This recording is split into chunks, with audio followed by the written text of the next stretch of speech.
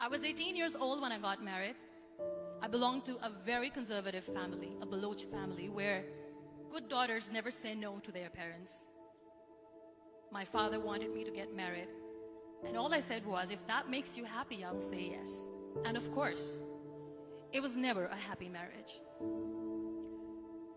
Just about after 2 years of getting married, about 9 years ago, I met a car accident. Somehow my husband fell asleep and the car fell in the ditch. He managed to jump out, saved himself. I'm happy for him. But I stayed inside the car and I sustained a lot of injuries. The list is a bit long. Radius ulna of my right arm were fractured. The wrist was fractured. Shoulder bone and collarbone were fractured. My whole rib cage got fractured. But that injury that changed me and my life completely was the spine injury. Many people came to rescue. They gave me CPR. They dragged me out of the car. And while they were dragging me out, I got the complete transection of my spinal cord. Those 2.5 months in the hospital were dreadful. I was at the verge of despair. One day, doctor came to me and he said, well, I heard that you wanted to be an artist, but you ended up being a housewife. I have a bad news for you. You won't be able to paint again. Next day, doctor came to me and said, your spine injury is so bad, you won't be able to walk again. I took a deep breath and I said, it's all right. Next day, doctor came to me and said, because of your spine injury and the fixation that you have in your back, you won't be able to give birth to a child again. That day, I was devastated. I started to question my existence. Why am I even alive? So what kept me going was, one day I asked my brothers, I know I have a deformed hand, but I'm tired of looking at these white walls in the hospital and wearing these white scrubs. Bring me some colors, bring me some small canvas. I want to paint.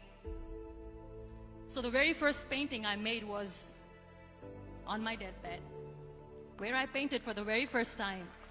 What an amazing therapy it was. Without uttering a single word, I could paint my heart out. I could share my story. People used to come and say, what lovely painting, so much color. Nobody could see the grief in it. Only I could. And that day I decided that I'm going to live life for myself. I am not going to be that perfect person for someone. I am just going to take this moment and I will make it perfect for myself. That I'm going to fight my fears. So I wrote down one by one all those fears. And I decided that I'm going to overcome these fears one at a time. You know what was my biggest fear? Divorce. But the day I decided that this is nothing but my fear, I liberated myself by setting him free.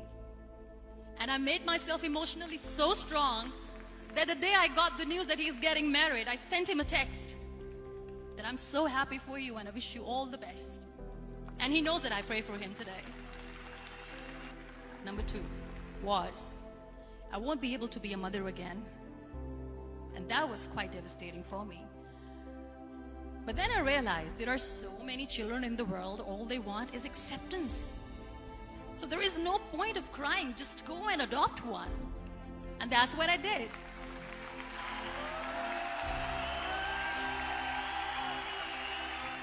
I gave my name in different organizations, different orphanages, and I waited patiently.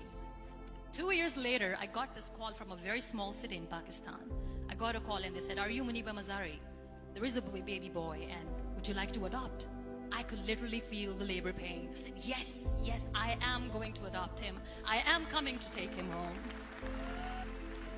And that day, I was 2 days old, and today he's 6. You know, when you end up being on the wheelchair, what's the most painful thing? People think that they will not be accepted by the people because we, in the world of perfect people, are imperfects. So I decided to appear more in public. I started to paint. I have done a lot of modeling campaigns. I decided that I'm going to join the national TV of Pakistan as an anchor person. I became the National Goodwill Ambassador for UN Women Pakistan, and now I speak for the rights of women, children.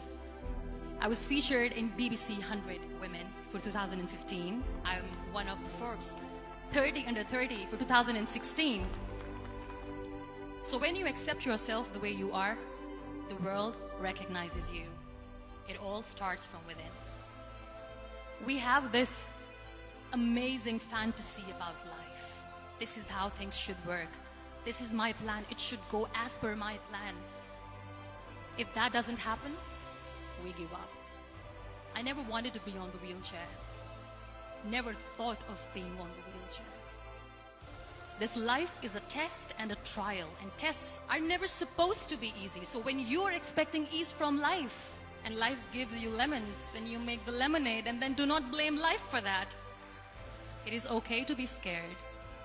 It is okay to cry. Everything is okay, but giving up should not be an option.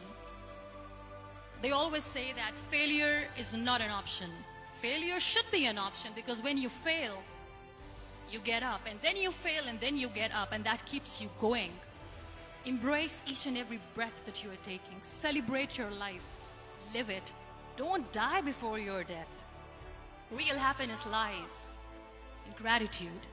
So be grateful, be alive, and live every moment.